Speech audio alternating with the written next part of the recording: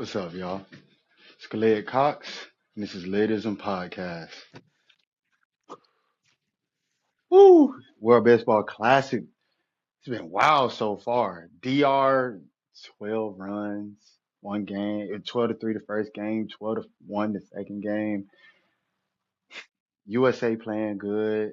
That's just a few, but it's just been a whirlwind. It's been three walk-off home runs.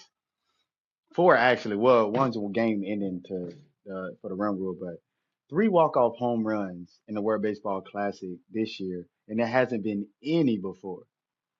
I can almost get it. It hasn't been any before, and it's just exciting. It's just amazing. It gets like I don't know. It get me ready to. I'm like, dang, I'm ready to play. I'm ready to play. Let's put back on the field, man. It's just Pool A. It's not decided yet. Puerto Rico, Cuba, and Canada fighting for those two spots. Cuba is no Puerto Rico, yeah, Cuba and Canada. Puerto Rico and Cuba are 2-0. Canada's 1-0 right now. Big games coming up. Tomorrow, Puerto Rico plays Cuba, and Tuesday, Puerto Rico plays Canada, and Wednesday, Cuba plays Canada. So those gonna be some real big games for Pool A. Let's see who's gonna come out on top. I thought Puerto Rico's solid. Puerto Rico looking good. Even without some of the firepower that they have, guys like Eddie Rosario, a veteran, stepping up. This man is bat flipping walks. That's the passion. El Nolan Arenado, those two veterans are taking the lead role and showing these boys how it's done. They've been there, done that. They played at the high level. They played at the highest level. They played against the best competition, and they played and they just Arenado and Rosario both have been in World Baseball Classic. That's not true for some of the guys in Puerto Rico. So that's so very valuable. Whether it's in the skill department, whether it's in the leadership department, emotional leadership, leading by example, eh, multitude of reasons. They playing some good ball. I ain't I'm not surprised though because Puerto Rico is number one all time in wins, tied with Japan. So it's they have the one of the best records, if not the best record in pool play in World Baseball Classic history. So it's not out of the realm of possibility, or it's not something crazy that Puerto Rico's playing good. Puerto Rico's undefeated. They just have two tough tests. I can see them beating Canada. Cuba's a tough team. I I thought they wasn't. I didn't know how they was gonna be. You know, they always have those guys that they come here in the World Baseball Classic. They play really well and they get contracts. I.e., Yoenis Cespedes in '06 and Chapman in '06. Jose Abreu, not Bobby Abreu, Jose Abreu in '09. So you have those type players and they got dominant reps and you just don't know. One guy, I think he's gonna be he can fit into somebody baseball team, Goubert, and he hit a monster shot against Panama in the second inning, left on left too. So that's tough. That's tough, but with it being left on left, but he still got the job done. Canada, they got a good, solid, quality team. And they play good ball. I don't know. I don't know about them against Cuba. I think that's to be the determining game on Wednesday, albeit it's the last day of pool play. Cuba versus Canada. Kind of like Cuba. I kind of like Cuba. But it's for the other two teams in the division in the pool, I should say. Uh, Colombia struggled mightily this World Baseball Classic. Uh, Panama, they not struggling as much. They lost two heartbreakers. They lost they lost 3-1 against Cuba. Tough game. They played a good game, and they lost on a walk off uh by Darrell Hernandez. I little tough time. Try saying his name, but Darrell Hernandez. It's a amazing ball. Got a ball in, got something up. He can drive. He drove it, and as soon as he hit it, he turned into Sammy Sosa. Started shuffling down first base.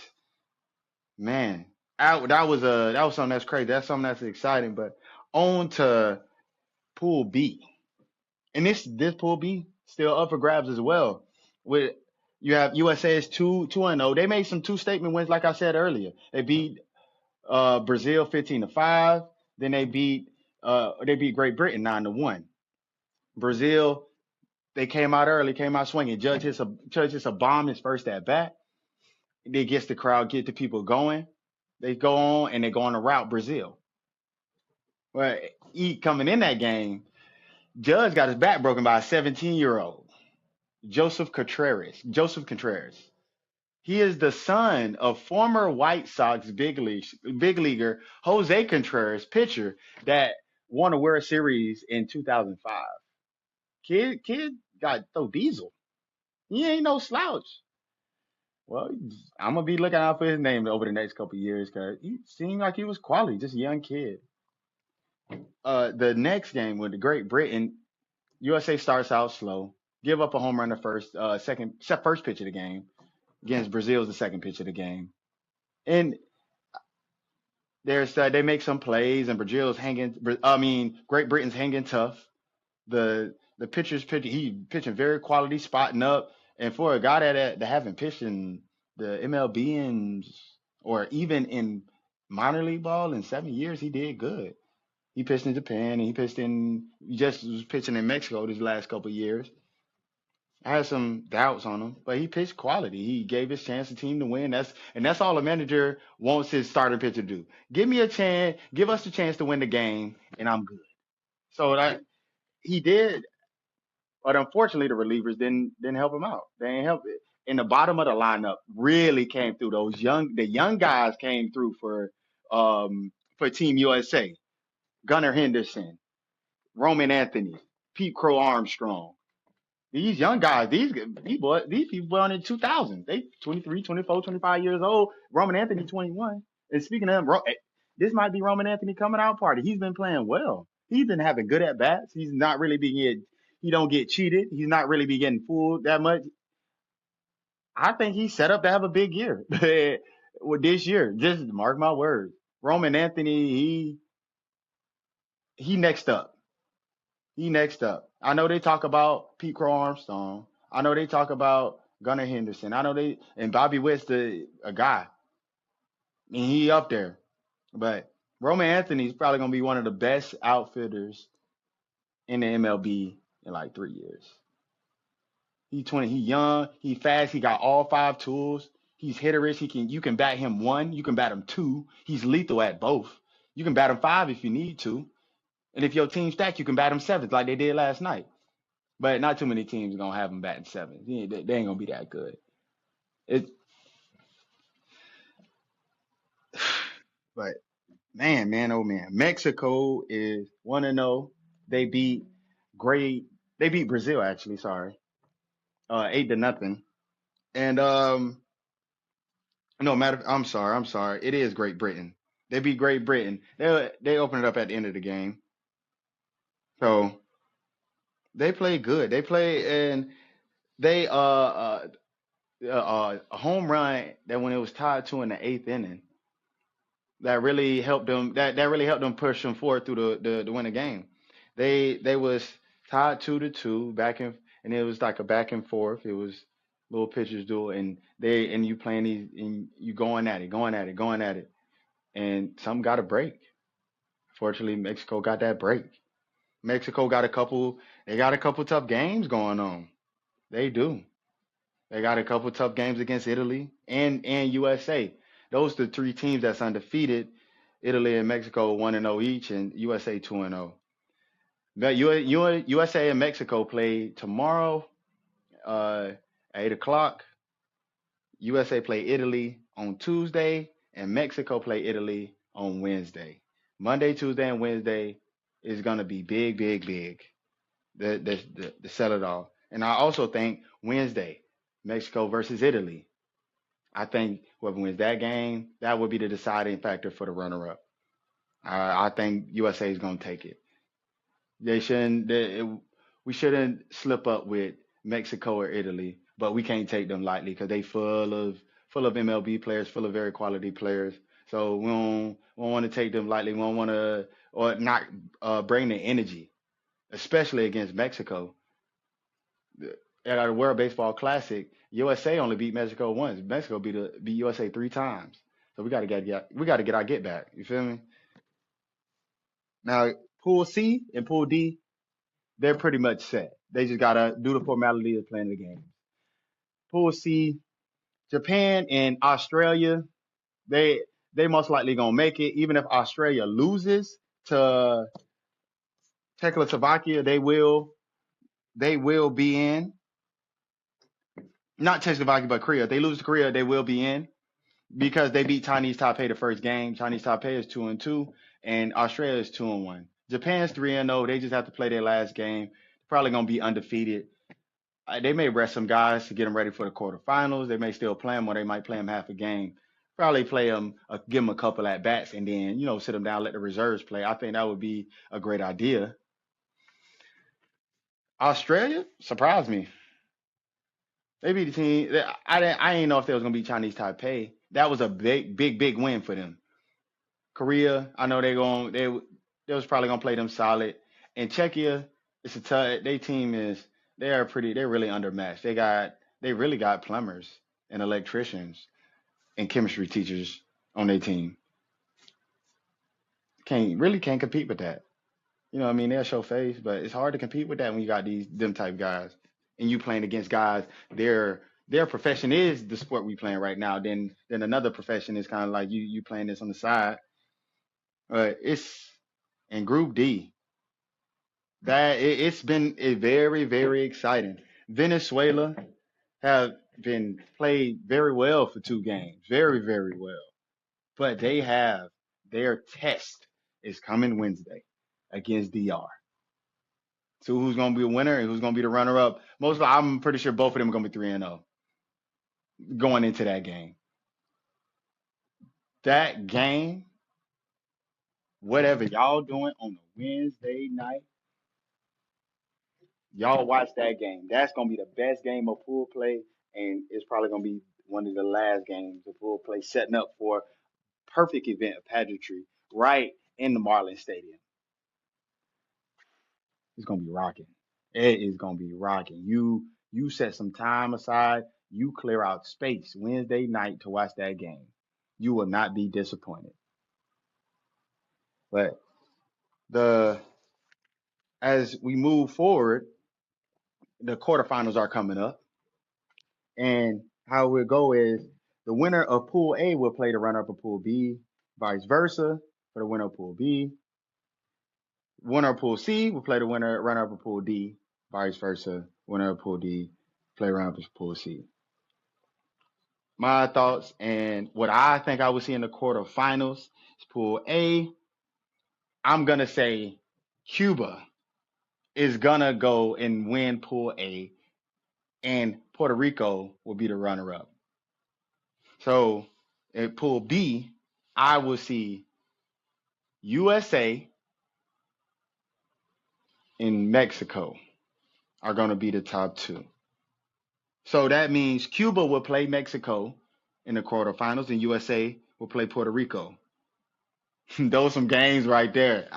USA versus Puerto Rico in Miami. I watch that. I want to watch that one. I want to USA versus Cuba either. USA versus Cuba too. Oh, they're a quality team, but the USA versus Puerto Rico game, I think I like that a lot better. I think they got two good quality teams. You got two quality managers and Molina and Mark DeRosa. So I think that would be two very, very exciting games. But the Pool C and Pool D, we really know that what those two are gonna be. Pool C has Japan and Australia, and Pool D has Venezuela and DR. Japan already beat Australia, so they 3-0. They're gonna be it. Venezuela and DR. I think DR is gonna win Pool D, and Venezuela is gonna be runner up. So that sets it up for Japan playing Venezuela and DR playing Australia.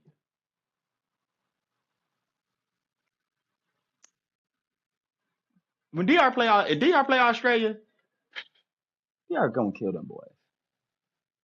They have too much firepower. Have too much firepower. Every reliever they got those 95 plus. They ain't going. Australia can't hang with that. They got plenty of starters throw 95 plus. Everybody in their lineup is a power hitter, and they hit for contact pretty well too.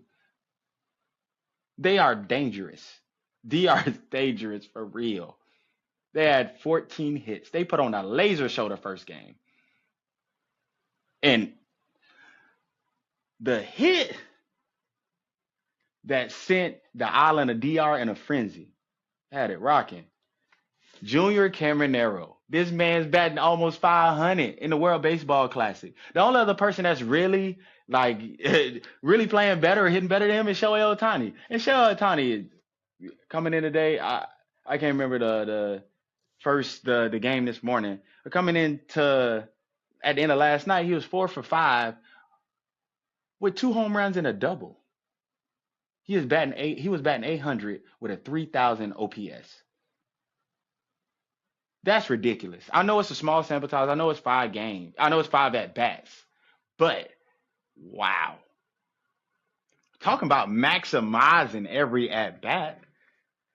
You have 4 hits and 3 on my extra base hits. Junior Cameron, he's still balling though. He's still playing good though. Ohtani is Ohtani. Junior Cameron, he's his coming out party. He hit 40 bombs last year, but people's kind of like, oh, well, he hit 40 again. I was skeptical myself because they're going back to the Trop. They're not at Steinbrenner that's in Tampa playing in the Yankees spring training field. So it's not a little short in right field. He drives the ball well the other way. But this man drives the ball well at all fields. No field can hold him if he hit it, if he put good wood on it. So I'm like, that man tough. That man tough. The World Baseball Classic has been crazy. I'm just excited for what the rest of this gonna bring. Like the interpool play, just get the formality. There's gonna be some big games, but I'm real excited about the quarterfinals. The quarterfinals. And I think that Japan Venezuela game is gonna be crazy. A Japan Venezuela game. Those gonna be some. It's gonna be. I feel it's gonna be some good quarterfinal games, but that one might. I feel it will be the best game. Superstar studded. Otani and Acuna. They don't back down. They dogs. They ain't dogs. They wolves. They hunt dogs. They on a whole nother level. They in the upper echelon. Man. All right, just with Arias hitting 2 home runs yesterday. He hit a home run. The ball, his hand slipped off the bat. It's just so much firepower, so much star-studdedness in the Contreras brothers. I can keep going with Venezuela. We talk about Japan, where they have Masataka Yoshida, they have Kazumi, they have Otani, they got Seiya Suzuki, Murakami, Munitaka Murakami, sorry. They got star power. They star studded. They might be a little down as in past years, but they are star studded. And I mean down by in the pitching area because Otani can't pitch. And they don't have Roy Sasaki either this year. So they are down a couple of pitchers. They're down 2 very quality pitchers. But they still Samurai Japan as efficient as ever, as locked in as ever. They ain't no slouches. They are not no slouches at all. But getting on to some baseball, some swinging stuff. My uncle talked to me about these 3 things: rhythm, balance, and timing. That's one of the things I really appreciate that he did teach me. And I talked a little bit about rhythm, dancing with the pitcher. Like you got a little bachata going, you in sequence, you flowing, and you getting in rhythm with the game when you starting off in the season. Another 2 things that's important is balance and timing. You gotta have balance when you swing it. You gotta have good timing. Yeah, I got balance. It's important for for being an athlete. You gotta have balance when you dribbling a basketball, shooting a basketball, running a football, juggling a soccer ball, playing volleyball, whatever sport you gotta have balance. Hockey, but it starts with your feet though. That's the biggest thing. The balance starts with your feet, and keeping the weight on the insides of your feet, no matter what sport you play, is important. Is important. Is imperative. Uh, and I really thought there would be some differences until one day. I remember in 2021, I was training with Ace, and this man would say every day, movement is movement. And I'm like, hmm. And he just kept saying it, kept saying it, kept saying it, kept saying it. And I'm thinking, I just keep thinking, I started putting it together. I'm like, dang, movement is movement. Because in reality, with baseball, you hit the way you hit. Baseball, you hit the way you hit. In football, it's the sequence. You know what I mean? You get to a place where you try to throttle down, set it down, you get set. Baseball, whether in baseball, is you stand in, you in the stand, you in your stance, and you get loaded, and you in the power position is where your hands go back and your foot goes forward, and you stand, and you step, and you land that front foot heel on the ground, hands back, you ready to swing. Football, it's called getting put in the phone booth. You put them in the phone booth, you break down, you make the tackle, but you got to get your feet right. You got to have balance, and then you got to explode with your hips. First is feet, then hips. Baseball the same way. Feet, then hips. Then you hit the ball with your arms though. Tackle. You tackle with your arm. But there's some similarities. Just as in with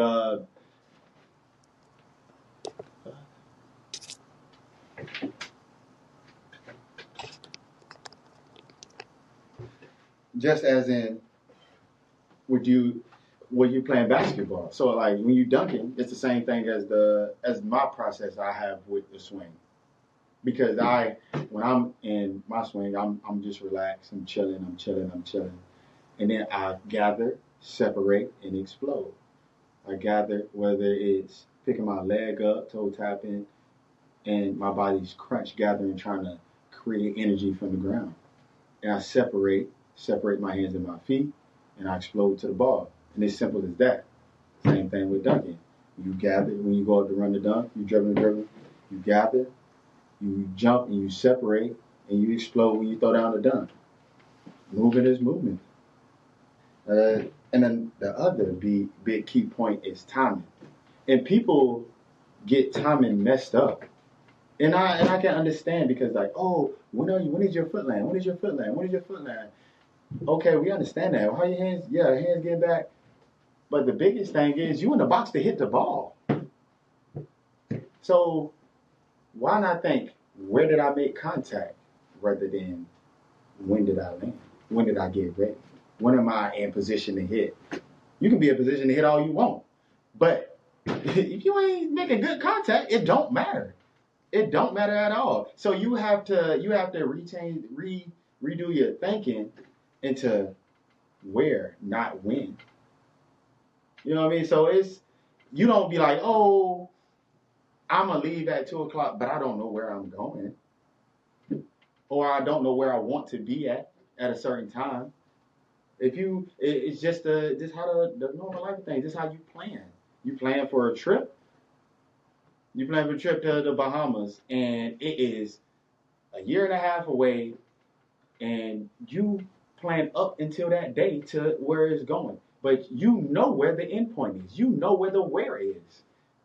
But when we go to hitting, you're like, oh, when did I get my foot down? When did I get my foot down? Okay. You still ain't made contact. You still sawed off your back. You still hit off the end of your back. So it don't matter when you put your foot down. You have to think about where you made contact. And then when you figure out where you made contact, then you can make an adjustment to where you can load a little earlier. That's when the awareness can get affected, because when you don't know where and you trying to do just to win, that's just eyewash. You just doing it just to do it. You just doing it because that's what people say to do. You ain't trying to do it to be successful. That's what it's all about, being successful and trying to do things so you can achieve success. You ain't gonna always get it, but you got to put yourself in place for that. And you're not doing that if you're not looking at the where. If you're not looking at the where first, just to be real. And when you find that where, now you can see the ball. It's the trajectory the ball is coming off, and now it's starting to tell you. Now instead of even if when I didn't miss and I made contact, I hit that ball and it slices. The ball slice, so you a little tardy. Get a little early. Get that back head out there a little bit. Don't be trying to yank it. Don't overcompensate that much if you sliced it that way down the line. Think I'm gonna try to get behind the ball and stay up the middle. Now hit it straight. Because now you overcompensate, you're gonna fly off, and now you really gonna miss it. Now if you hook it, now you want to think I'm gonna be a little later, but I want to stay in the middle still. If you really want to have a good viewpoint and a good idea when you hitting, think gap to gap, and also think of it as like a driving range or a golf course. When you have a driving range or a golf course, you got a big old area right in front of you, and to the sides it is nothing. So why wouldn't you get in the big old area in front of you? Just like a baseball field. And you can adjust to how the trajectory is, just like I was saying before. That's how you think of it as a driving range or a golf course. And I seen this one day. A-Rod was talking to Stanton, and he was speaking on that, treating it like a driving range or a golf course, because it will help. Now you add them layers to your game where you got that driver, you got that 3-wood, 5-wood, but you also got that pitching wedge. You also got that 9-iron, that 8-iron, 7-iron. Some people got a little 2-iron in their club, in their set. But hey, not everybody able. But it does, and it puts you in a mindset of teaching you, hey, you don't always have to use the driver. You gonna have to use a lot of other stuff. You gotta be able to diversify your game, because when you don't diversify your game, you a one-trick pony. And if you don't do that one trick, you're not use goods, but your value is not as high if you can do multiple things, especially hitting, where you can bunt down first, bunt down third. You can hit the ball in the gaps. You can hit the ball down the line. You can hit the ball for contact. You can hit the ball for power. You know what I mean? You can spit on pitches. You can have a good eye. You can swing at good pitches. Those things come with that viewpoint. And when you see that viewpoint in the right way, and when you have rhythm, balance, and timing, you have control. If you got control, that's all you need. And that's all you need. You only need to control yourself, because you can't really control nothing else. You can't control these people. You can't control what the pitch. You can adjust. You can kind of manipulate them into saying, oh, this man finna throw in. I'm finna yank this foul so he don't throw it no more. Or I get jammed. I can even do something like, oh, I just missed it. Now, the catcher might be like, oh, I don't know. Then you want to throw it in no more, but I was really targeted. Throwing away, drive it. No, you have those things like that, but you can't really make him throw exactly what you want him to throw. You can't make the fielders not field the ball. But you know what you can do? You can choose at what you swing at. You can choose at how you swing at it. And you can choose at what you do after you swing at it. So when you control the controllables, you'll be fine. Just like Laura Hill said, nothing really matters. Got a game, play, come on. Come back, play the next day. Don't let it eat you alive. Because if you let it eat you alive, it's gonna kill you. It's gonna phase you out of the game. You're gonna snowball effect, and now you're affecting your teammates, you're affecting everybody, because you can't keep your composure. You can't do that. You might as well take your uniform off, throw it in a barrel, and set it on fire with all your equipment, because you ain't gonna play no more. Just to be real, because they ain't gonna want that. Like, especially when you get up in, I would say, college, pro ball and stuff. Like, reality, like, think about this. let's say you want to take Piedmont County. We live 5 hours away from Tallahassee. Then you want to take a trip to Tallahassee. Are you gonna take a trip with somebody who you don't like? They come from the bathroom all late. You come bathroom in 5 minutes, they come back in 30. They ain't showing up on time when we about to leave. When we gotta leave to go somewhere else, they ain't nowhere to be found. When you're on the trip, they're annoying you. Yeah, they just doing all types of crazy. You ain't gonna want to take no trip with them. But you gotta look at it like this. When you got a head coach, he ain't trying to be with that BS. He got 30-some people to worry about. You know what I mean? Coaches and players included. So you one person and he always gotta specifically worry about you. You ain't gonna last long. It's other sports. I just don't know the in depths of being in the college football locker room or the college basketball locker room. You know what I mean? But I can guess it's the same thing. You ain't gonna want nobody to take no trip. And basketball is even crazy because basketball you play a couple times a week. Football you play once. But baseball, basketball you play a couple times a week. You might take a couple trips a week with people. So it's like if you can't do that, if you can't do what you need to do for your team, and you can't do the right thing, they ain't gonna take you on no trip. They ain't gonna have you on the team, no matter how good you is. That character word stands first. Crazy. But funny thing about the character word, I remember in middle school, 7th grade, Mr. Davis. Oh my God. This man would talk to us about character every day. Character. How it's gonna get you this and this and that. And I ain't gonna lie, I ain't never forget about it. But as time goes on, it shows you in all realms of life, people with bad character, they get fired from their job. They don't really have no job. When they was playing baseball, they got released, fired. Same thing. But sometimes you can have bad character going through the levels of sports and people don't care. And they just want to play you. It's going to stop one day. It's going to catch up to you. And it'll catch up to everybody. But all you got to do is do the right thing. Do the right thing. And I'm going to leave that with y'all.